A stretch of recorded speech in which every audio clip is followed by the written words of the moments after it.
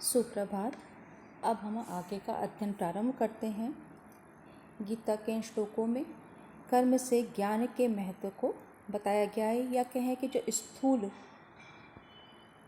कर्म करने की प्रवृत्ति है, यज्ञ की प्रवृत्ति है, उससे ज्ञान यज्ञ को श्रेष्ठ बताया जा रहा है। और इस क्रम में हम अध्ययन करते हैं कि एक प्रकार से जब अगर अभी तक आपने ध्यान दिया है, पढ़ा है, कायदे से रिवीजन किया है, तो एक बात अब आपको स्पष्ट होने लगी कि यहाँ पे कर्म को भी महत्वपूर्ण बताया गया है, ज्ञान को भी महत्वपूर्ण बताया गया है। बहुत से लोग इसे विरोधी या दो बिल्कुल भिन्न धाराओं के रूप में देखते हैं, किंतु यदि हम इसका गहराई से अध्ययन करें तो ये एक दूसरे के विकास में सहायक होते हैं, या कह दें कि ये एक सोपान है। जैसे कि आपने देखा कि वो कहते हैं कर्म किए बगैर मनुष्य एक क्षण भी नहीं रहता, है ना। जो हमने पिछले अध्याय में पढ़ा कि कोई भी क्षण ऐसा नहीं जाता जब मनुष्य कर्म नहीं करे, अर्थात तो उसके मन में निरंतर कुछ ना कुछ व्यापार चलता रहता है, चिंतन चलता रहता है, और वो कुछ ना कुछ योजना बनाता रहता है। अर्थात मनुष्य का मस्तिष्क जो है वो कभी भी ऐसा नहीं होता कि बिल्कुल शांत अवस्था में रहे। सामान्य व्यक्ति का कि उसने अपने मन को कहीं स्थिर कर लिया है, या कह दें कि उसमें विचारों का आना रुक गया है। विचार निरंतर आते रहते हैं, वो किसी न किसी प्रकार से अपने जीवन से संबंधित किसी न किसी बात पर विचार करता रहता है, चाहे वो समस्या हो या कुछ और। तो ऐसे में जब एक सामान्य प्रवृत्ति का जो मनुष्य है, उसको हम ईश्वरोन्मुख किस प्रकार से करें, या हम उसको क्या ज्ञान की ओर उसका रुझान कैसे उसके अंदर विकसित करें। इसलिए आवश्यक होता है कि वो जिन कार्यों को करने में प्रसन्न होता है, वही कर्म वो इस ढंग से करने लगे कि वो उसकी मुक्ति का कारण बन जाए। इसीलिए गीता जो है उसका आज भी प्रासंगिक है, या हम कह लें कि बहुत सारे जो इंस्टीट्यूशंस हैं वो गीता के अध्ययन को इसलिए महत्वपूर्ण मानने लगे हैं कि गीता हमें अपने जीवन में संतुलन रखना सिखाती है। हमारे जो शास्त्र हैं वो जीवन में हमें संतुलन रखना सिखाते हैं, और इस प्रकार से हम कह सकते हैं कि इसका अध्ययन अत्यंत आवश्यक भी बन पड़ा है। खास करके आज के संदर्भ में देखें तो जब हर व्यक्ति चारों ओर से परेशान है, विपत्तियों से घिरा हुआ है, उसको समझ में नहीं आता मैं क्या करूं। और इस कोरोना काल में तो विशेष रूप से जब हमें अगले पल का पता नहीं है, जब इस बात का ही हमें आभास नहीं हो रहा कि ये जो वायरस है या उसके जो इन्फेक्शन है वो कहाँ से आ रहा है, हम किसके ऐसे व्यक्ति के संपर्क में आए, तो जो एक मन में एक भय का संचार रहता है, एक दहशत का जो माहौल बन गया है, उसमें यदि हम अपने शास्त्रों का अध्ययन करते हैं और एक गीता के इन श्लोकों का यदि हम पारायण करते हैं, तो निश्चित रूप से यहाँ पे खाली मैं गीता ही नहीं कहूँगी, जो भी जिसको जो पढ़ना रुचिकर लगता है वो आपके मन में एक विश्वास उत्पन्न करता है, और जीवन संघर्षों का सामना करने का आप में हौसला उत्पन्न कर देता है, वो बल उत्पन्न कर देता है, विश्वास उत्पन्न कर देता है कि चाहे जो डॉक्टर्स कह रहे हैं ये बात कि हमें अपने जीवन में पॉजिटिव बने रहना है, अर्थात आपकी इच्छा शक्ति को दृढ़ रखना है, और यही प्रवृत्ति हमें रोगों से जूझने में सहायता करती है। तो ऐसे समय में जब हम ये गीता पढ़ रहे हैं तो हम देखेंगे कि प्रारंभ से अर्जुन को हम किस स्थिति में पा रहे हैं, पूर्ण जिसे हम कहते हैं डिप्रेशन की स्थिति, अवसाद की स्थिति है। अवसाद किस कारण से है कि उसे वहाँ पर उस युद्ध का कोई परिणाम, जो उसका जो फल होगा, उसमें उसकी अगर कहना चाहिए कि पहले स्तर पे उसका उस फल में आसक्ति नहीं रह गई थी, है ना। उसे उसमें कोई लाभ नज़र नहीं आ रहा था कि इस युद्ध को किस लिए करूं, कि मुझे अपनों से लड़कर के यदि राज्य की प्राप्ति हो जाती है तो ऐसे राज्य की क्या आकांक्षा। तो यहाँ पर जब हम देखते हैं तो कृष्ण उसको युद्ध में प्रवृत्त करने का प्रयास कर रहे हैं, उसको युद्ध की ओर उन्मुख कर रहे हैं। युद्ध की ओर उन्मुख क्यों कर रहे हैं? क्योंकि वो जो भाग रहा है वो जीवन संग्राम से भाग रहा है। तो आदेश ये है कि हम जीवन संग्राम से भागे नहीं। हमारे जीवन में जो भी परिस्थितियाँ आ रही हैं, जो भी चैलेंजेस, जो भी चुनौतियाँ हमारे जीवन में किसी प्रकार की आती हैं, तो हम उसमें ये जानते हुए भी कि इसमें मेरे द्वारा मेरे अपनों को कष्ट हो सकता है, मुझसे भागे नहीं। अपना दिमागी संतुलन बनाए रखते हुए हम उस कार्य को तटस्थ भाव से करें, निष्क्रिय भाव से करें।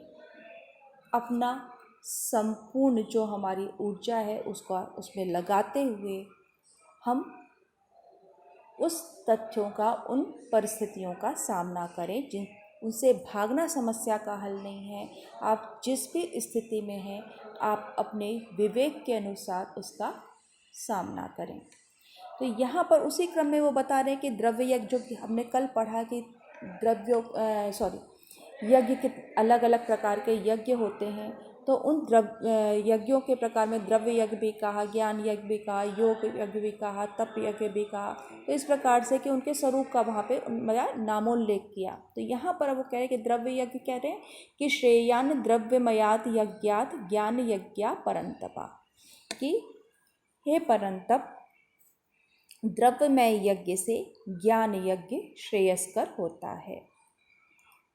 क्यों श्रेयस्कर होता है? सर्वम कर्माखिलम पार्थ ज्ञाने परिसमाप्यते। आगे उसका वो बता रहे हैं कि क्यों द्रव्य यज्ञ से ज्ञान यज्ञ श्रेष्ठ होता है। तो कहते हैं, हे पार्थ, सर्वम अखिलम कर्म, कि समस्त जो कर्म हैं वो ज्ञान में ही, ज्ञाने परिसमाप्यते, ज्ञान में ही उनका परिवसान होता है। अर्थात जो कुछ भी हम, जिसे हम वाय आडंबर कहते हैं, है ना, या जिसे हम भौतिकता कहते हैं, या भौतिक स्थूल रूप से जो हम उपासना करते हैं, कर्मकांड करते हैं, या कर्मकांड भी कह सकते हैं हम। तो जो हम कर्मकांड करते हैं, आज की परिस्थितियों में कहते हैं कि इसकी आवश्यकता नहीं है। लेकिन इसकी आवश्यकता तब तक रहती है जब तक हमारे अंदर चेतना उदय नहीं हो जाती। चेतना से तात्पर्य यहाँ है कि जब तक हमारी उस स्वरूप को जानने की इच्छा बलवती नहीं हो जाती, जब तक हम अंतर्मुखी नहीं हो जाते, हमारी प्रवृत्ति अंतर्मुखी नहीं हो जाती, तब तक उस वाय कर्मकांड के अनुष्ठानों की आवश्यकता रहती है। क्योंकि वो समस्त अनुष्ठान कहीं ना कहीं हमें अंतर्मुखी बनाने की दिशा में प्रवृत्त करते हैं।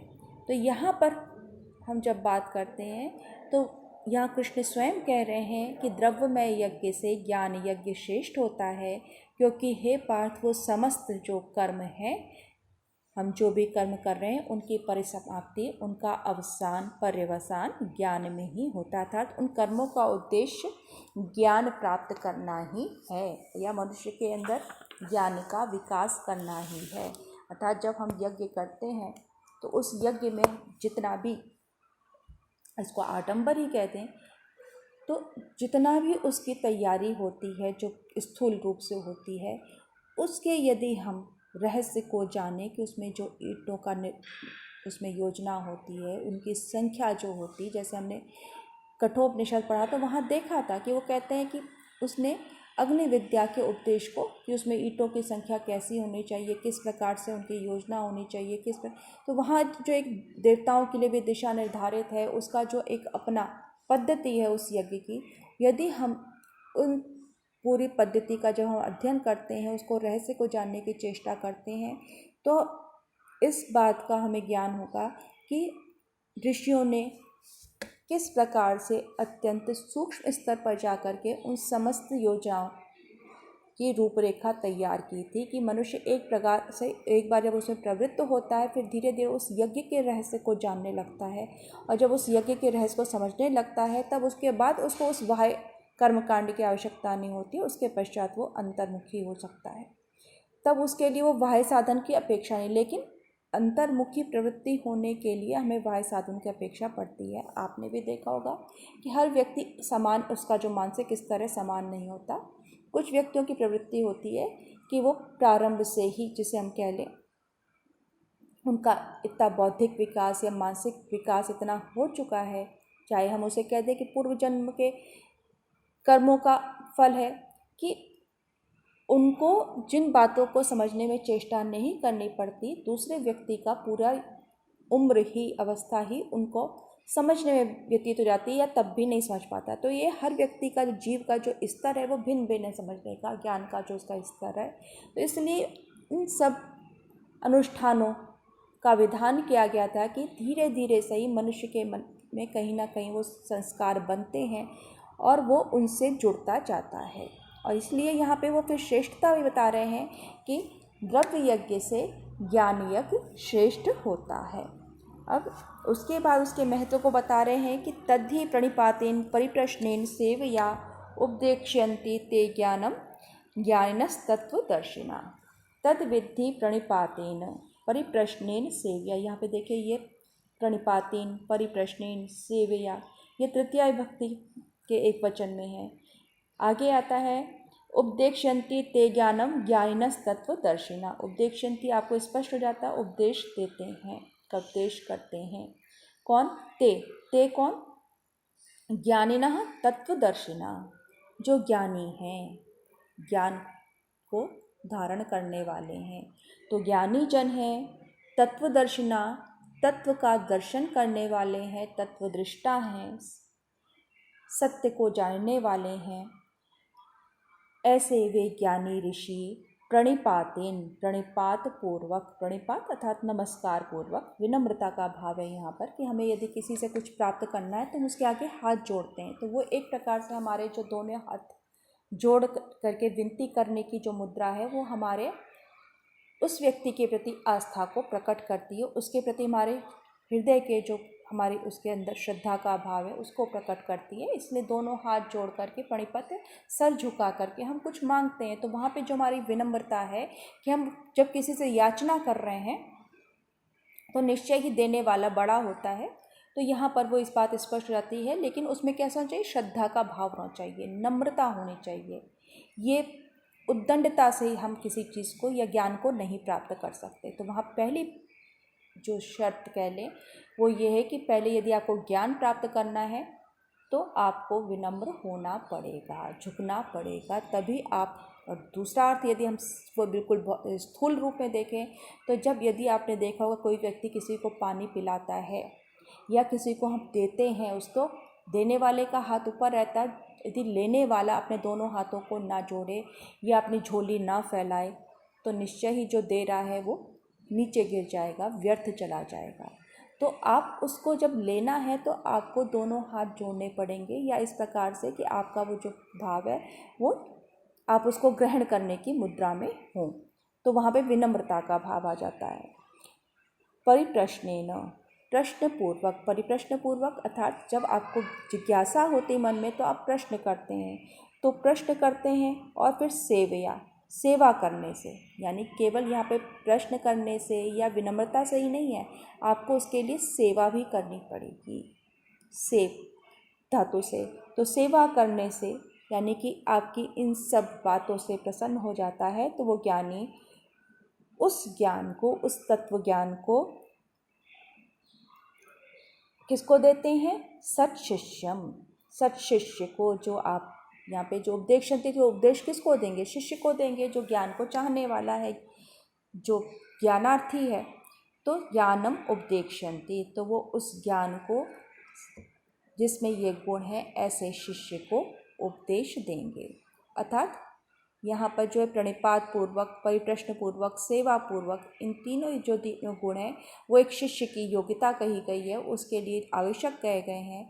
जब उसमें ये गुण होते हैं तो गुरु अवश्य ही उसको उस परम ज्ञान को प्रदान करता है। क्योंकि यहाँ पहले ही कहा गया कैसे, जो ज्ञानी है तत्वदर्शिना, तत्व को जानने वाले। तो तत्वदृष्टा कौन होगा?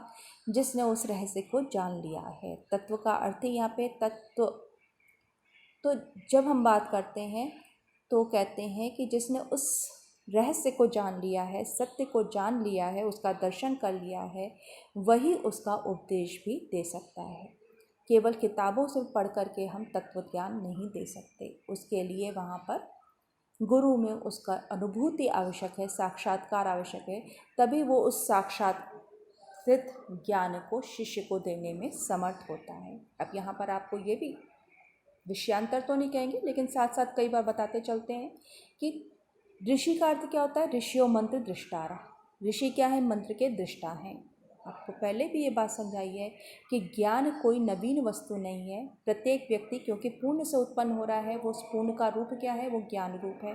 तो जो पूर्ण से उत्पन्न हो रहा है, ज्ञान रूप है, उस सच्चिदानंद से का अंश है, अंश भी ना कहे, पूरा ही पूरा कहना चाहिए। तो उसमें भी वो सारे के सारे विशेषताएं हैं जो अंशी में हैं, यदि इसको अंश अंशी भाव से भी स्वीकार करें तो जब आपके अंदर ज्ञान है, इसको पहले भी समझाया है कि गुरु क्या करता है, उस तम को हटा देता है, उस आवरण को हटा देता है और आपको उसका दर्शन हो जाता है जो उसका वास्तविक स्वरूप है। तो यहाँ पर जो गुरु है, जब उसने स्वयं तत्व दर्शन कर रखा है, तत्वदृष्टा है, वही शिष्य के भी संशय को दूर करने में समर्थ होगा और उसके वास्तविक स्वरूप से उसका परिचय करा सकेगा। लेकिन उसके लिए क्या है, गुरु में जो योग्यता यहाँ पे बताई गई है, जो कि उसमें क्या गुण होने चाहिए कि वो विनम्र हो, उसमें जिज्ञासा होनी चाहिए, प्रश्न तभी करेगा जब जिज्ञासा होगी, और सेवा भी होनी चाहिए कि ये नहीं कि अगर प्रश्न किया और मान लो गुरु को लगा कि ये वास्तव में अभी इसका अधिकारी है या नहीं, क्योंकि बहुत सारा ज्ञान ऐसा होता है जिसको हर व्यक्ति को नहीं दिया जा सकता। तो ऐसे में जो हमारी परंपरा है वो कहती है कि जब तक विद्यार्थी अपनी योग्यता सिद्ध नहीं कर दे कि वास्तव में उस विद्या का अधिकारी है, तब तक उसको विद्या नहीं देनी चाहिए। तो यहाँ पर यदि गुरु मान लो ये उसको अभी संशय है कि ये विद्यार्थी इस विद्या के योग्य है या नहीं, मैं इसको इसका ज्ञान दूँ या नहीं, तो यदि वो उसके अंदर कुछ समय लेते हैं तो निश्चय ही वहाँ पर विद्यार्थी को, यदि वास्तव में वो ज्ञान का पिपासु है, उसका जानना चाहता है, तो उसे उस गुरु की सेवा में लगे रहना चाहिए। प्रसन्न होने पर वो उसको अवश्य ही ज्ञान प्रदान करेंगे। तो यहाँ पर तद्विद्धि जो उन्होंने कहा कि उसको तुम जानो, तत्विद्धि से तात्पर्य है तत्ज्ञानम। तत्ज्ञानम, यहाँ पे ज्ञानम का विशेषण है तत्, उस ज्ञान को वो अवश्य देंगे, ये भली प्रकार से जान लो। और उसी क्रम में आप आगे कहते हैं, यज ज्ञात्वा न पुनर्मोहमेवं यास्यसि पांडव येन भूतान निशेषेण द्रक्ष्यस्य आत्मन्यथो मयि। कि यज ज्ञात्वा न पुनर्मोहमेवं यास्यसि पांडवा, हे पांडव, यस ज्ञात्वा जिसको जानकर, यद ज्ञात्वा जिसको जानकर तुम पुनः मोह एवं न याससी, इस प्रकार के मोह में नहीं पड़ोगे, अर्थात जिस प्रकार का विषाद तुम्हें आज हो रहा है, तो उस ज्ञान को प्राप्त करके तुम पुनः उस मोह में नहीं पड़ोगे इस प्रकार के। येन भूतानि अशेषेण द्रक्ष्यस्य आत्मनि अथो मयि, येन जिसके द्वारा, जिस ज्ञान के द्वारा, अशेषेण भूतानि समस्त भूत जात को, आत्मनि स्वयं में, अथो मयि और पुनः फिर मयि द्रक्ष्यसि, फिर तुम मुझ में देख सकोगे। यहाँ पर जो बात कही गई है कि आत्मा जो है परमात्मा में विलीन हो जाती है, जो हमारे सामान्यतः जब किसी व्यक्ति की मृत्यु होती है तो हम यही कहते हैं कि वो परम तत्व में विलीन हो गया या आत्मा परमात्मा को प्राप्त हो गई, उसका यानी कि वो अपने स्वरूप को प्राप्त हो गई, उसका उद्देश्य यही है। तो एक प्रकार से जो हमारी जीवन, जो हमारा दैनिक जीवन में जो वाक्य हम सुनते आए हैं अलग अलग अवसरों पर, उसके द्वारा संकेत कर दिया जाता है कि तुम उस परम पिता परमात्मा के अंश हो और पुनः उसी में विलीन हो जाओगे। तो जब ये बात हमें बार बार, हमें कहीं ना कहीं जब से हम समझ आती है, हम उसको सुनते हैं, तो ये भाव दृढ़ होता है कि मैं उस परम तत्व का ही अंश हूँ, और यदि मैं उस परम तत्व का अंश हूँ तो मैं भी ज्ञान मुझ में भी होना चाहिए। तो हमारा प्रयास क्या होता है, हमारे जीवन का जो परम लक्ष्य है, अपने उस स्वरूप को देखने का प्रयास होना चाहिए।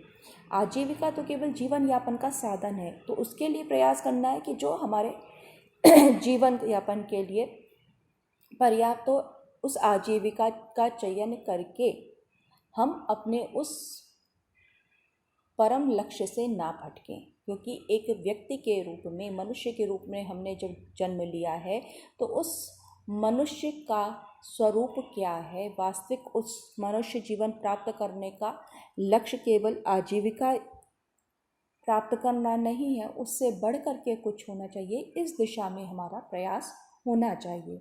तो यहाँ कह रहे हैं कि यद ज्ञात्वा न पुनर्मोहम एवं याससि, कि हे पांडुपुत्र, कि जिस ज्ञान के द्वारा इस प्रकार के मोह में तू नहीं पड़ेगा। अब यहाँ पर आप फिर आपको पीछे ले जाना चाहेंगे दूसरे अध्याय में, जहाँ वो कहते हैं कि तू बात तो ज्ञानियों की सी कर रहा है, पंडितों की सी कर रहा है, पर वास्तविकता का तुझे पता नहीं। तो केवल एक प्रकार से तुझे ये लग रहा है कि मैं जो तर्क रख रहा हूँ कि ऐसे राज्य को प्राप्त करके मुझे क्या मिलेगा, कि जो मेरे पितामह के, मेरे सगे भाइयों के खून से लथपथ होंगे, तो वो राज्य लेकर मैं क्या करूँगा।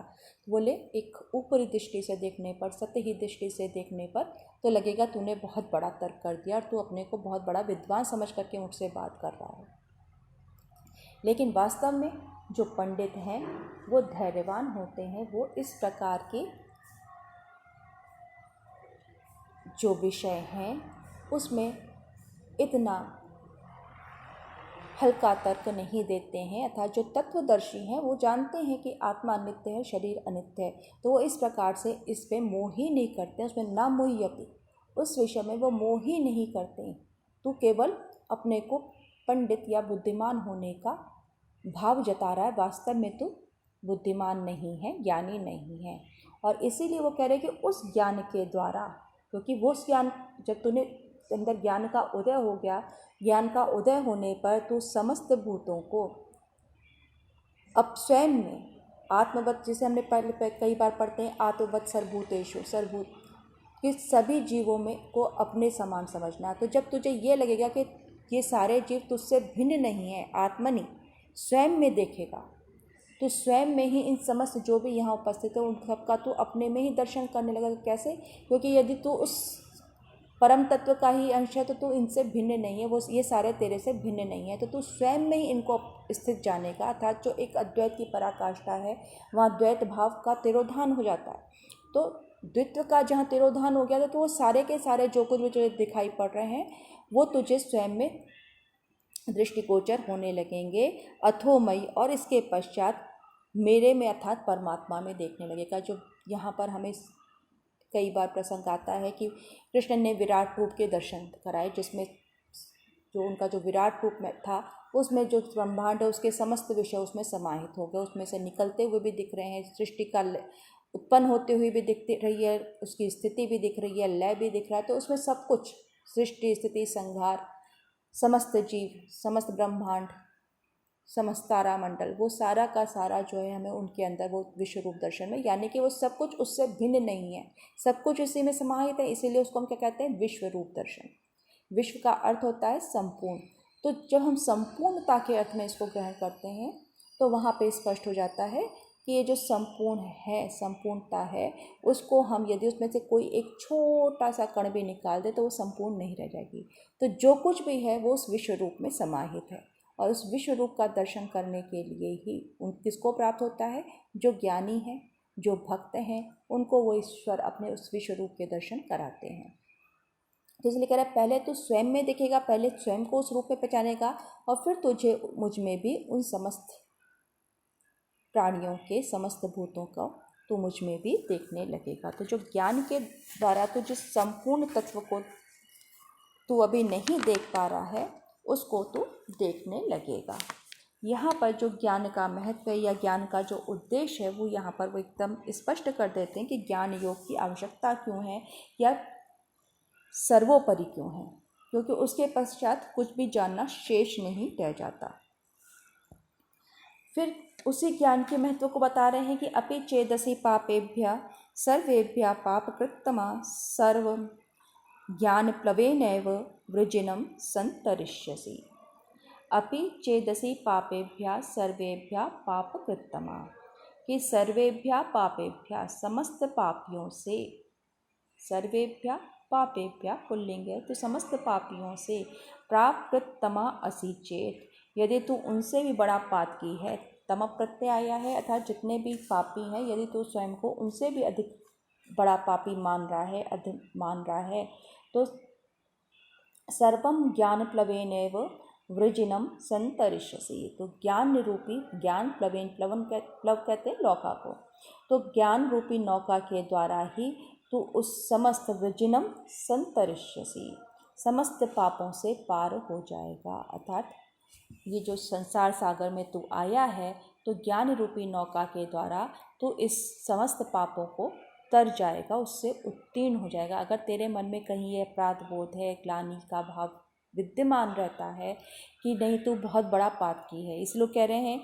अपि चेदसि ज्ञाने पापेभ्या सर्वेभ्या पाप कृत्तमा, कि यदि तू स्वयं को अन्य पापियों से, अन्य समस्त पापियों से भी बड़ा पाप की मान रहा है, समझ रहा है कि तू बहुत बड़ा पाप की है, तो ये जान ले कि ज्ञान के द्वारा ही तेरा उद्धार होगा।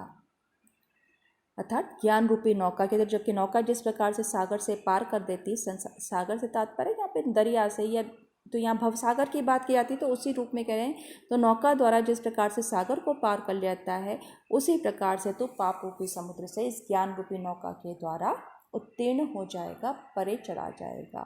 यहाँ उस ज्ञान के महत्व को, कि ज्ञान का उदय होने पर जो आपके जो अपराध हैं वो भी नष्ट हो जाते हैं। यहाँ इस बात को और स्पष्ट करते हैं कि यदि हम कहते हैं कई बार कि यदि 100 पाप कर लो उसके बाद माफ़ी मांग लो, तो इससे तो अच्छा है कि पहले पाप कर लो, गलतियाँ कर लो, माफ़ी तो मिल जाएगी। लेकिन एक बात का हमें यहाँ पे ध्यान रखना होगा कि जब तक व्यक्ति के मन में स्वयं नहीं उदय होगा कि हाँ मैं पापी हूँ, मैं अपराधी हूँ, क्योंकि जिस दिन ये भाव उदय हो गया उसको इस प्रकार का पश्चाताप होगा कि फिर वो पुनः उस पाप की दुनिया में वापस नहीं लौट सकता। तो अपराध यहाँ ये बहुत बड़ी, जैसे अभी पहले भी थोड़ी देर पहले मैंने कहा कि जो मनोवैज्ञानिक विकास है, उस हमारा जो मनुष्य का मनोविज्ञान है कि वो मुसीबत आने पर, विपत्ति आने पर घबरा जाता है, या निरंतर हमारे जीवन में संघर्ष बना हुआ है तो हम निराश होने लगते हैं। तो वो निराशा के क्षणों में हम किस प्रकार से अपना मानसिक संतुलन बनाए रखें, घोर विपत्ति में खड़े होकर के भी, ये जानते हुए भी कि ये लोक कल्याण, या कहते हैं कि युद्ध जो है जीवन के लिए आवश्यक नहीं होना चाहिए, लेकिन फिर भी यदि अनाचार बढ़ रहा है, जब हमारे पास सारे रास्ते बंद हो जाते, तो जिस प्रकार से हमारे देश पर कोई आक्रमण करते तो हमें आत्मरक्षा के लिए सेना को कार्रवाई करनी पड़ती है, उसी प्रकार से संसार में व्यवस्था बनाए रखने के लिए, लोक में मर्यादा बनाए रखने के लिए राजाओं को युद्ध के में प्रवृत्त होना पड़ता था। तो इसके लिए किसी प्रकार का अपराध बोध नहीं होना चाहिए। और उस रूप में वो कह रहे हैं यदि इसके बाद भी तुझे लगता है कि नहीं तू बहुत बड़ा पापी है, अन्य पापियों से ज़्यादा तूने पाप किए हैं, तो ये ज्ञान रूपी जो नौका है वो तुझे इस संसार सागर से पार कर देगी। तो ज्ञान रूपी नौका क्यों कहा? क्योंकि जब व्यक्ति को अपनी अलग अलग जो भूमिकाएं हैं, तो एक भूमिका में उसे जो निर्णय लेने होते हैं तो कठिन होते हुए भी लेने पड़ेंगे। उसके लिए उसे मन में कहीं ग्लानि का उदय नहीं होना चाहिए, क्योंकि उस रूप में वो उसका निर्णय सही है। लेकिन मन में ये ज्ञान भी है कि नहीं मैंने जो किया ठीक किया, इससे ज़्यादा इसके अतिरिक्त कोई उपाय शेष नहीं था। क्योंकि यहाँ जब हम महाभारत युद्ध की बात करते हैं तो वहाँ पे सारे मार्ग बंद हो चुके थे, युद्ध के अतिरिक्त कोई रास्ता नहीं था।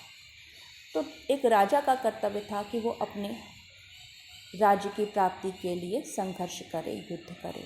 तो ऐसे में जब कोई अन्य रास्ता शेष नहीं बचा हो, संधि के समस्त जो विकल्प हैं वो समाप्त हो चुके हों, फिर उसके लिए तुझे ग्लानि करने की आवश्यकता नहीं है।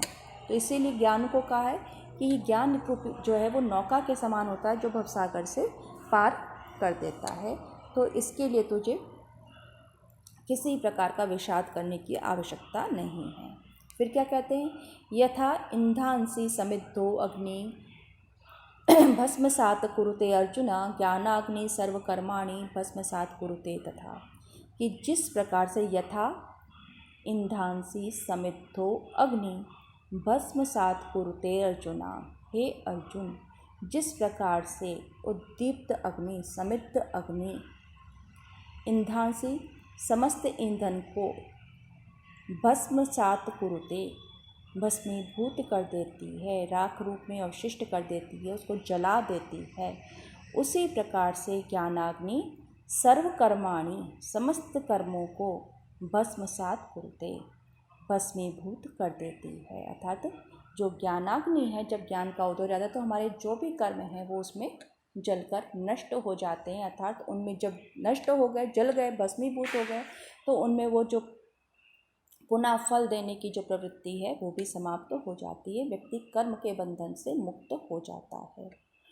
तो जिस प्रकार से ज्ञान के द्वारा ज्ञान की आवश्यकता या ज्ञान के महत्व को यहाँ प्रतिपादित किया गया है कि ज्ञानाग्नि के द्वारा समस्त कर्म जो है वो नष्ट हो जाते हैं।